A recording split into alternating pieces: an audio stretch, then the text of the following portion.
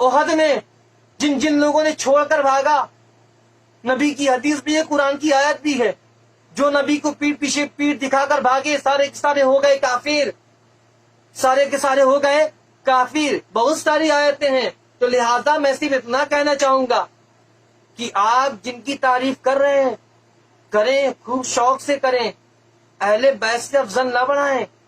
अहले बैत से अफजल बनाने की कोशिश करेंगे तो एक एक करके सारे के सारों की हिस्ट्री सामने आ जाएगी, सारों का सारा जो है सारी हिस्ट्री सामने रख दिया जाएगा। फिर ये भी बताया जाएगा किसके कितने कितने बाप थे।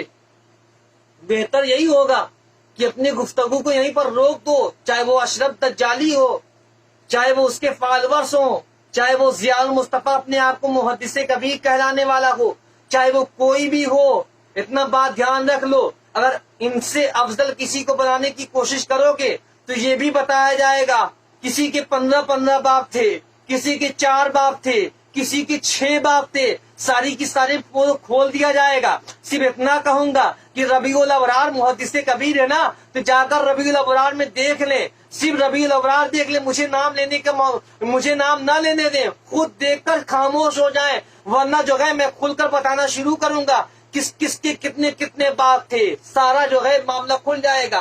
तो लिहाजा बेहतर यही होगा कि मानो सबको, इनसे अफजल किसी को ना मानना। इनसे अफजल अगर मानने की कोशिश करोगे हम भी खुलकर आ जाएंगे मैदान में। तुम अपने लिए पड़े रहो, हम अपने लिए पड़े रहे। तो हमारे मौला को नीचा दिखाने की कोशिश करोगे तो इधर तो रब का फरमान है ना, इन्ना शानिया का हुआ अबतर, जो आपके मुकाबले में आएगा सारे के सारे अबतर हो जाएंगे। होगा किसी का, कहलवाएगा किसी का, होगा किसी का, कहलवाएगा किसी का। इन्ना शानिया का हुआ अबतर, जो आपके शान के मुकाबले में आया, चाहे वो सैयदा फातिमा ज़हरा के मुकाबले में आया हो, वो अबतर है। चाहे वो अली मुर्तजा के सामने आया हो, वो भी अबतर हो। चाहे वो नबी के सामने आया हो, वो अबतर हो, वो अबतर है। चाहे वो इमाम हसन के सामने आया हो, वो अबतर है। चाहे वो इमाम हुसैन के सामने आया हो, सब के सब अबतर हैं, सब के सब अबतर हैं। बेहतर यही होगा नाम न खोलने दिया जाए, अपने पे रहो।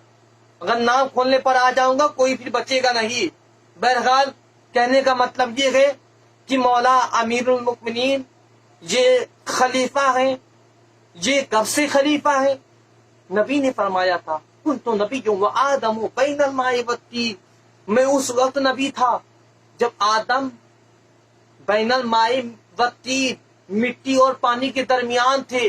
नबी ने फरमाया मैं उस वक्त नबी था कि जब आदम मिट्टी और पानी के दरमियान थे। इधर मौला अमीरुल मुमिनीन बोलते हैं, मौला पुकारते हैं कि या रसूल अल्लाह कुंतु वलीजुम व आदमो बैनल माए वत्तीन, मैं उस वक्त वली था जब आदम नबी और मिट्टी के दरमियान थे। मैं उस वक्त वली था।